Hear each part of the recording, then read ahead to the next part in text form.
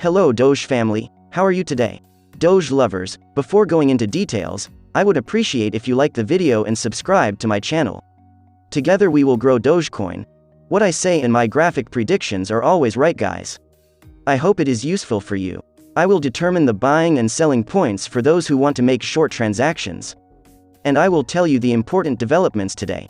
Dogecoin rose by 0.98% on Thursday, partially reversing a 2.69% fall from Saturday. Dogecoin ended the week down by 12.38% to $0.2159.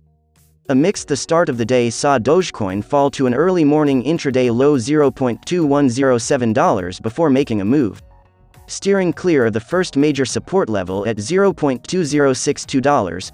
Dogecoin rose to a late afternoon intraday high $0.2192, falling short of the first major resistance level at $0.2247.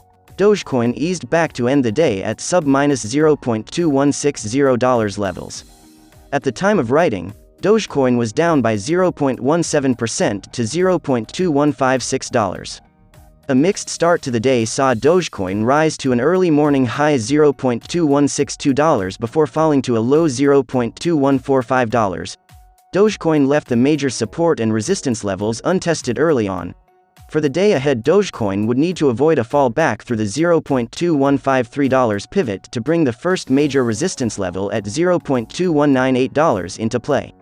Support from the broader market would be needed, however, for Dogecoin to break back through to $0.2190 levels.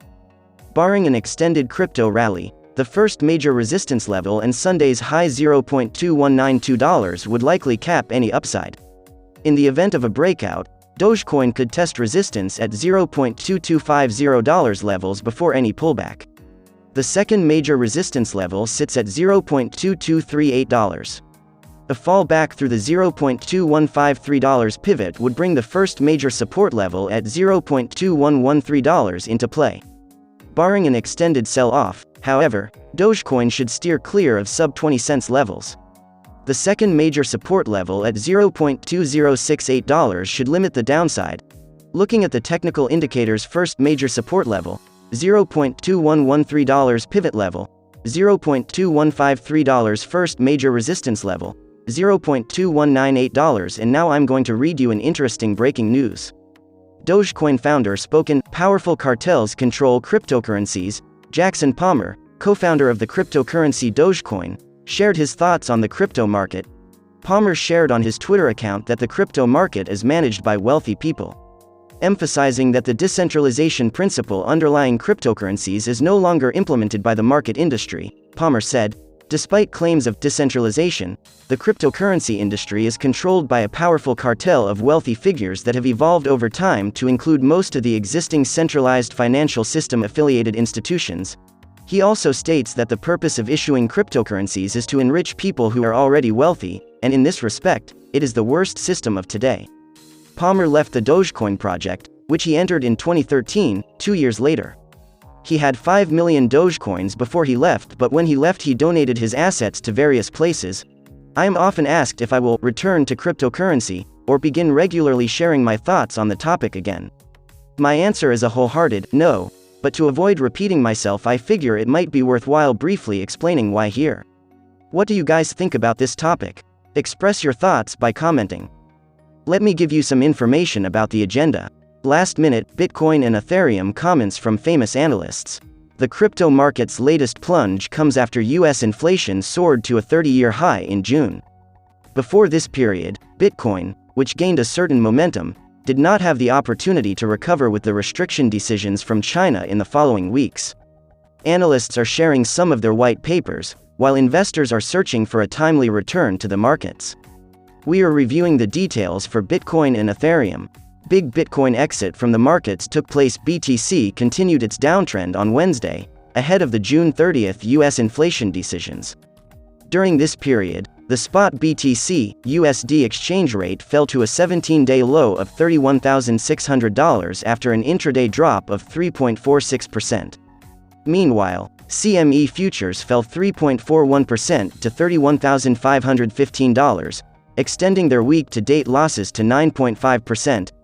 Afterwards, Bitcoin managed to climb as high as $35,000 at the beginning of July as the bulls continued to defend the support levels around $30,000 against every downside attempt.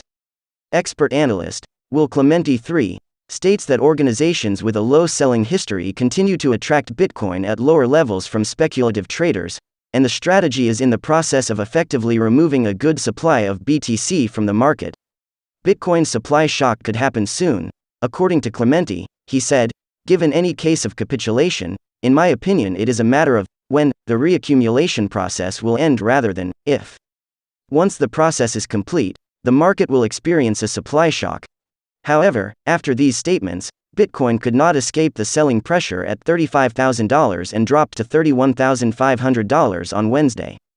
One reason traders were cautious during this period was uncertainty about how the Federal Reserve would respond to the crisis of hyperinflation. Additionally, it is currently accelerating to its fastest pace in 13 years. Going into details, the U.S. Consumer Price Index rose 0.9% month-on-month in June 2021 and 5.4% compared to June 2020.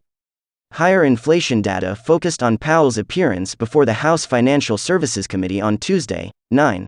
The central bank governor expects to clarify his position on the continued rise in consumer-driven inflation. In his previous statements, Powell suggested that the Fed should act cautiously unless it sees a maximum recovery in the U.S. labor markets.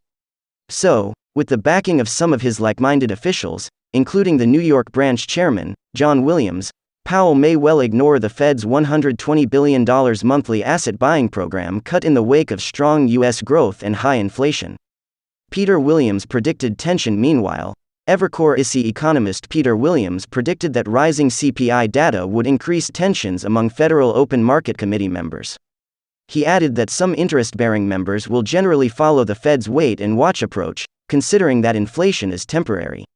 As for Bitcoin, the outlook remains uncertain, especially after the cryptocurrency's failure to respond to inflation alarms in recent months, China's crackdown on the crypto sector, increased regulatory scrutiny, the Fed's rate hike plans for 2023, and Elon Musk's anti-crypto tweets. Continues to carry on. Fortune reports that Bitcoin is on its way, ignoring recent increases in key inflation metrics.